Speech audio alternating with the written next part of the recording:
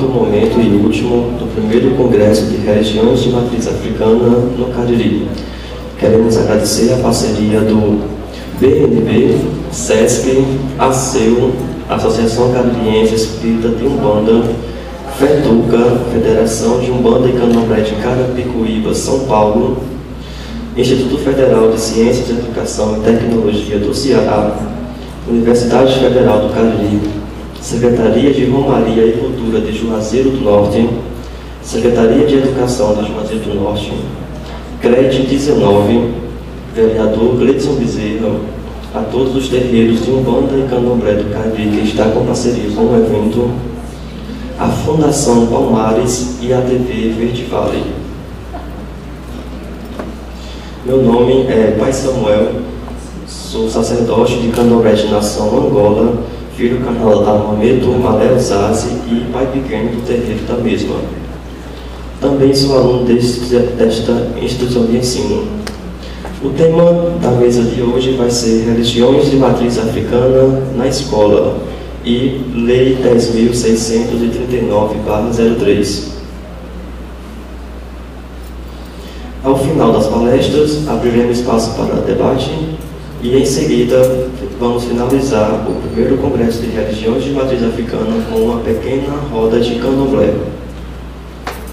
Aproveito a oportunidade para convidar todos para, às 18 horas, estarem presentes à festa de caboclo, que a gente chama de toré. Será no terreiro Unzó Cananzaze, que se localiza na rua Padre Silvino Moreira, número 120, bairro Limoeiro. O endereço do mesmo estará disponível no Facebook Samuel Esmeraldo e também no blog do evento. Gostaríamos de salientar, se caso alguém tiver passado o e-mail com algum erro, procurar Santiago após o evento, pois o certificado de participação será enviado para o mesmo.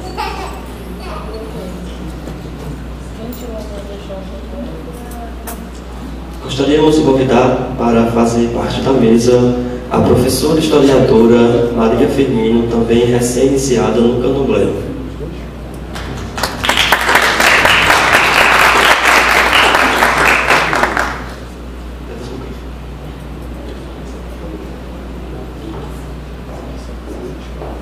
Também queremos convidar a representante do Bruneg, Carla Alves.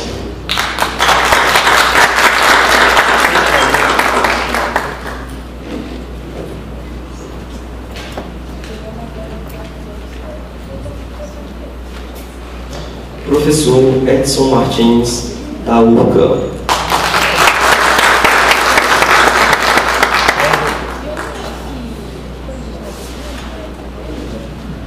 Estamos aguardando o quarto palestrante, Alex Alves, deverá estar chegando em poucos momentos. De antemão, gostaríamos de agradecer aos ilustres palestrantes por estar nos dando esse apoio. E vamos dar início com o subtema Africanidade, com a professora Maria Firmino.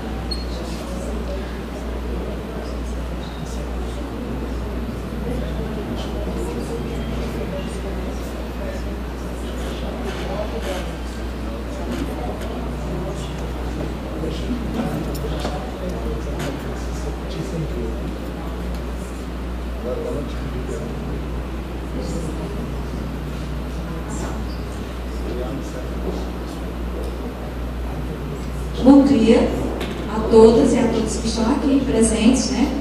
Amanhã de sábado, a gente sabe que é muito difícil a gente sair de casa no sábado, principalmente nós mulheres que temos uma, acho que é quíntupla, sexta, sete, 8, 9, 10, e por aí vai, jornadas de trabalho, né?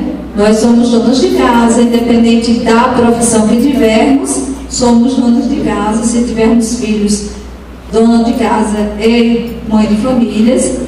E se não tivermos, a gente vai ser dona de mãe de família dos filhos dos outros, se formos professora, como é o meu caso. Eu sou tudo isso. Mas, primeiramente, dando um bom dia a vocês, desejando um bom fim de semana, também para quem está aqui desde já. A gente vai abrir os nossos trabalhos falando a respeito de o que é africanidades. Então, africanidades, a gente buscou, eu busquei o conceito do Google e busquei o conceito dos teóricos, estudiosos. No conceito do Google é aquela coisa mais amena, quando ele diz que o conceito de africanidades é você estudar a cultura africana e ver que não há tanta diferenciação entre o negro e o branco, que haja a chamada democracia racial, que a gente sabe que é um mito e que de fato não existe, não é isso? Então, para desmistificar e desmitificar essa questão da africanidade, principalmente para nós que somos professores, a gente quer dizer que a africanidades, hoje, ela é tida como uma disciplina. Ela deve ser, aliás, disciplina não, deve ser interdisciplinar, porque você vai trabalhar as africanidades brasileiras dentro de todo o contexto escolar, ou dentro de todo o contexto da vida brasileira. Por quê? Porque a cultura emblemática no nosso país é a cultura africana, querendo ou não. Afinal de contas, quem foi o povo que alavancou esse país, que transformou esse país no que ele é hoje? Qual foi a primeira base econômica do Brasil? Foi o ciclo da cana-de-açúcar. Quem veio para cá? Pessoas. Essas pessoas vieram de onde? Que cultura essas pessoas tinham? Que jeito de ser, de fazer essas pessoas possuíam? Lá era um outro espaço, lá era um outro território. Eles foram desterritorizados, eles foram desaculturados, eles foram proibidos de falar a sua língua, eles foram proibidos de cultuar seus deuses, eles foram proibidos de comer os alimentos que eles comiam, eles foram proibidos de todas as suas práticas. Alguns suicidaram-se, outros morreram de banzo. Banzo hoje a gente diz que é uma grande saudade. Não era uma depressão profunda. Então essa depressão profunda levava o negro à anorexia, a não comer, ou então a suicidar-se. Os negros, como foi dito ontem, pela nossa colega, a Macota Celinha, a pessoa com muito conhecimento, bem aprofundada no assunto, como ela disse, não foi uma escravidão, digamos assim, branda, onde o negro ficou passivo ao branco, à dominação branca. Tanto é que, quando houve a chamada abolição da escravatura, havia poucos escravos no Brasil. A maioria já tinha fugido para os quilombos. Boa parte já tinham comprado as suas alforrias a qualquer preço. As meninas, desde a prostituição que elas praticavam para juntar dinheiro e comprar suas alforrias, assim como organizações e movimentos negros já organizados por eles, alguns letrados. Boa parte dos negros vieram letrados, muitas pessoas ainda acham que os negros africanos eram selvagens. Enquanto vieram para cá reis, rainhas, Os primeiros que vieram de Angola. Esses vieram por quê? Porque era mão de obra qualificada. Não vieram escravos para cá. Não vieram homens qualificados para um trabalho necessário ao capitalismo, ao mercantilismo capital. Certo? Então, eu geralmente digo que a escravidão negra africana foi o primeiro grande mal do capitalismo. Foi a barbárie do capitalismo. Porque ele transformou todo um continente, aliás, despovoou todo um continente em nome do lucro. Transformou pessoas em coisas. E depois essas pessoas, quando não serviam mais aquele tipo de negócio, elas foram descartadas, elas foram jogadas ao léu. Certo?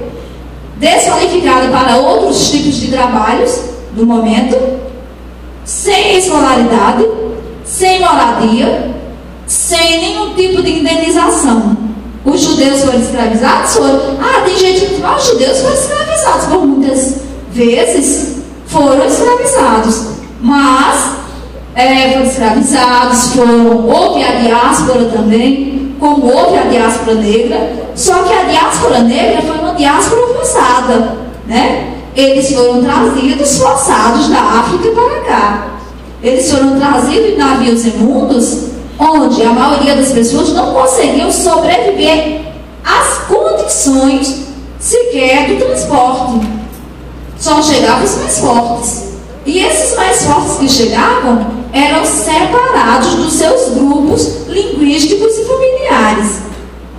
Hoje na África, eu estava estudando uma parte da África, e só nessa parte da África existe mais de 120 dialetos falados. Não são dialetos, são línguas faladas juntamente com o português e o inglês.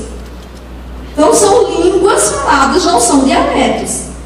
Porque dialeto você fala dentro do seu grupo e acabou. Lá não. Até hoje fala-se várias línguas. Inclusive eu descobri que meu Iquice é de uma determinada região onde se fala uma língua chamada Herero ou Elelo, que é bem próximo do português. Pronto, então falando-se nisso, a gente tem que primeiro fazer um estudo da África para poder entender o que foi essa desterritorialização e entender o que foi que o negro fez para sobreviver neste país e se sobressair enquanto ser cultural, enquanto cultura. Porque se nós formos ver as nossas comidas, se nós formos ver os nossos ritmos musicais, a nossa ginga, aqui todo mundo gosta de futebol, não gosta? Ninguém gosta de futebol, só eu. Pronto, a maioria gosta, só não me diga que é Flamengo. Eu costumo dizer que Flamengo, o pessoal do Flamengo diz Mengo, porque senão vai dizer Flamengo. Brincadeira. Então, a maioria gosta de futebol. Hoje em dia, os negros ascendem no pagode ou no futebol. Mas o futebol, como era inglês, os negros tiveram com a sua ginga que se pintaram de branco para poder fazer parte dos times de futebol. E os times de futebol passaram a ser as grandes empresas que são hoje a partir dos negros favelados. Diga-se de passagem. Então, essa marca, a negritude, está emblemática em todos os setores da sociedade, menos nos altos escalões.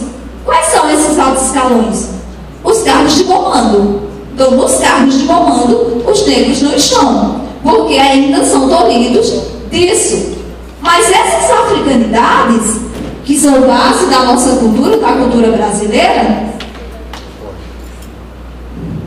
essas africanidades que são base da cultura brasileira, elas já estão sendo reconhecidas e elas devem ser priorizadas nas escolas. Elas devem ser repensadas, elas devem ser, vamos dizer assim, eu estou esquecendo das palavrinhas, eu estou com remédio e ele vai me deixar com um alemão chamado Alzheimer. Eu vou terminar com um alemão chamado Alzheimer. essas africanidades brasileiras, elas são ponto de partida para a nossa conversa. Por quê? Porque qual de nós aqui nunca comeu uma feijoada? Qual de nós aqui não conhece um acarajé? Qual de nós aqui nunca ouviu um samba? Ou não gosta de rock? Ou não ouviu um rap? Um funk? Um pagode? Um tamborim? Né? Ou escutou o toque do tamborim? Né? Ou balançou as cadeiras? Né? Inclusive, as mulheres brasileiras, elas são privilegiadíssimas porque elas têm uma coisa chamada bunda. Né? Já viram que as americanas, elas têm peito, mas não têm bunda? É isso? Então a bunda da mulher brasileira, que bom, é uma herança da negritude, porque havia um povo africano chamado, uma tribo chamado povo bundo. Não sei nem se são os quibundos, mas um povo chamado bundo. Então esse povo chamado bundo, eles eram as ancas muito largas, como os portugueses diziam, que as mulheres eram boas de cama, porque não podiam fazer com as suas sinhazinhas o que fazia com as negras, não é isso? E aí, essa bunda que nós herdamos, né, essas ancas largas, né, que chamam a atenção dos homens na rua, eu não tenho mais, estou anorexia, claro, também é uma herança da negritude que nós muitas vezes tentamos esconder.